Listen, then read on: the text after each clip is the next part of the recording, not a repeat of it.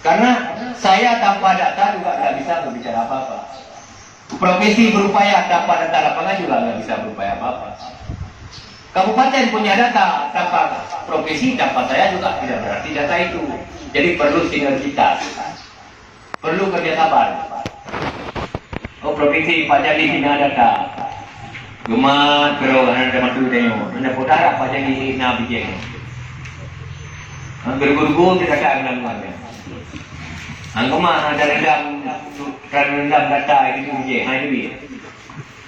Disampaikan ke provinsi itu Bapak Terjal di data, hanya dia je.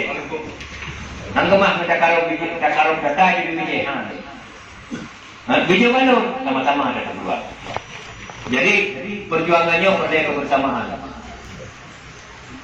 Ada yang hebat di antara kita, tapi dengan serba keterbatasan terpadukan, maka akan akan menjadi hebat. Ini harapan Luduan agar insya Allah ku yang belumnya kita perjuangkan. Kalau cuma benih, populasi itu. Lun penyuluh, pandai lapangan, pandai data, karena namanya lebih konkret lapangan. Sampaikan ke Pak Kadis sampaikan ke provinsi sampaikan ke nasional. Insya Allah menyertai kompak anak hal yang mustahil.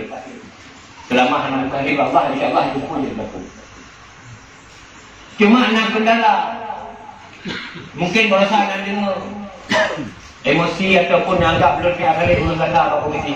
Hai kau boleh dua belah ada yang banjir sampai berdua nampak video. Mungkin anda dengar video. Urang dah baca terkecoh, umat dia kali terupay saja bincang, ada bincang dulu, tapi kadang-kadang banyak pemahaman benar. Pasal nak jalan. Jadi urang dah butuh benih, tapi karena trade itu dari kementerian, trade dari provinsi, trade dari kabupaten, sehingga awak orang yang semula berusaha pasca banjir berpulang ke ground. Ada 16 bibit ground. Kayaknya leu dulu ni. Memang kondisi. Maka perlu stok benih, ku istilahnya orang menampak tertipu. Payahna tanya. Ini mohon maaf Pak Dewan, ini anak Dewan Kepulauan DPR. Mahal kau buka bina DPR Pak, upah. Yang Pak Jali paling nak kekuatan gara-gara. Bagaimana? Semoga Pak Bupati Pak Cemat berdengar. Karena Aceh Utara 80% urang bak belang, bak laut, bak beli. Menyono kesejahteraan urang Aceh Utara hanya lebohnya dari minasi. Urang jauh laut bermakmur, urang jauh belang bermakmur, urang jauh beli kau selesai. Angka mah gandalkan metodologi alif A dek Aceh Utara APBD terbesar watanya metodologi pun dah tahu. Pengalaman kali tunjukkan bangsa Aceh, bangsa mulia, bangsa yang dihargai oleh karena rempah, kekuatan pertanian, kekuatan perkebunan. Sehingga Belanda jajahannya pada rempah tersebut. Orang pada tinggalkan. Makanya ini belum kali gol betul tak begitu walaupun tanpa proyek ini betul. Karena ingin dong Acehnya bekeng pertanian, bekeng perikanan, bekeng perkebunan. Maka baik lagu Aceh Utara dipegang stok benih pakon pada contoh lagi baru.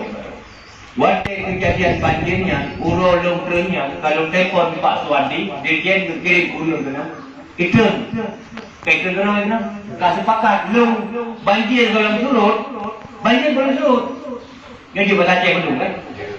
Banjir kalau surut, Pak Suwandi, dirjen, pegang Pak siap. Kira-kira apa tu Pak? Pak dia, kira-kira apa tu? Belum tengah alokasi.